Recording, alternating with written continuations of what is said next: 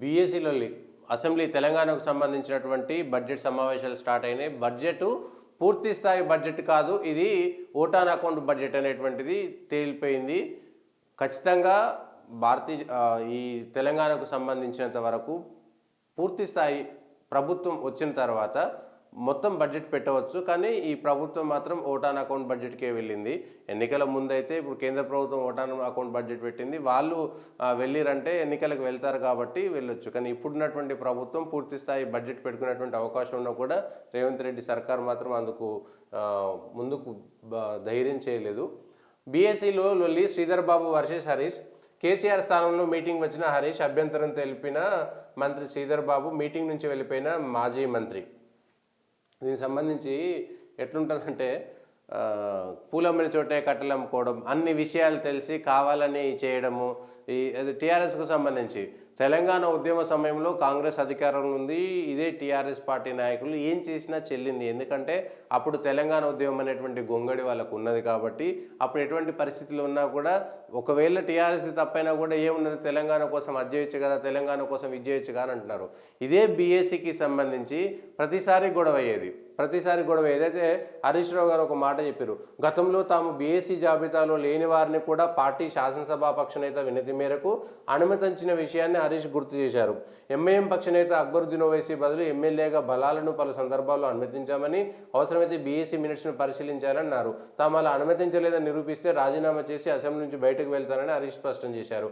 దీంతో మినిట్స్ పరిశీలించేందుకు సమయం పడుతుందని అభ్యంతరం వ్యక్తమైన నేపథ్యంలో సర్దుకుపోవాలని స్పీకర్ ప్రసాద్ కుమార్ కోరారు. దీంతో మీ విచక్షణకే వదిలేస్తున్నట్టు హరీష్ రావు బీఎస్సీ భేటీ నుంచి బయటకు వచ్చారు. దీంతో కడియం ఒక్కరే బీఆర్ఎస్ తరపున బీఎస్సీ భేటీలో పాల్గొన్నారు. 2014లో కమ్యూనిస్టు పార్టీలను బీఎస్సీకి పిలవాలని వద్దనేటువంటి దాంట్లో ఎంత కొట్లాటైందో, ఇదే 10 సంవత్సరాల పాటు శాసనసభ వ్యవహారాల శాఖ మంత్రిగా చెప్పినటువంటి హరీష్ రావు గారికి ఈ విషయాలు తెలియదా? అప్పుడు ఏం చేశారు, బీజేపీకి సంబంధించినటువంటి ఎమ్మెల్యేలను 2018 తర్వాత బీఎస్సీకి సంబంధించినటువంటి సమావేశంలో ఒక్కరే ఎమ్మెల్యే ఉన్నారు కాబట్టి పిలవలేదన్నటువంటిది. మీకు మజ్లీస్ అవసరం కాబట్టి అక్బరుద్దీన్ కాకపోతే వాళ్ళు డ్రైవర్లను పంపించినా మీరు తీసుకొచ్చినటువంటి సిచ్యువేషన్లో మీరు ఉన్నారు. వాళ్ళు చెప్పిన వాళ్ళ అక్బరుద్దీన్ని తీసుకొచ్చిన విషయం చెప్తారు. కానీ అప్పుడు బీజేపీకి ఒకటే ఎమ్మెల్యే ఉన్నారు, 2 ఎమ్మెల్యేలు ఉన్నారు, తర్వాత 3 ఎమ్మెల్యేలు అయినప్పుడు కూడా తీసుకునే విషయం మీకు గుర్తుకు లేదా?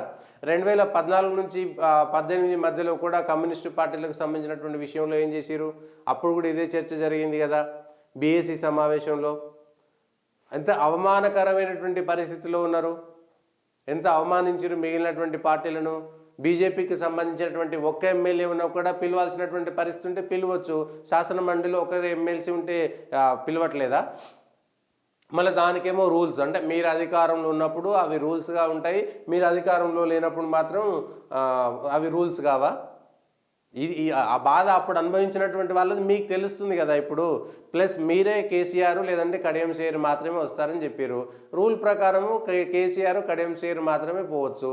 ఒకవేళ ప్రత్యేకంగా వాళ్ళ అనుమతి ఇవ్వాలంటే ప్రభుత్వం వాళ్ళ చేతిలో ఉంది కాబట్టి బీఎస్సీ సమావేశాలకి పిలవాలన్నా వద్దా అనేటువంటి విషయం ఉంటుంది. అంటే ఇచ్చినటువంటి నిబంధనలు ఎట్లా ఉన్నాయి, మందికైతే ఒక రకంగా మనకైతే ఇంకో రకంగా. మంది సొమ్ముకు మంగళవారం, మన సొమ్ము అయితే సోమవారం అన్నట్టు మనం అధికారంలో ఉంటే మనం ఏది చేస్తే అదే రూల్, మనం ఏది చేస్తే అదే ప్రభుత్వము, అదే అనేటువంటిది.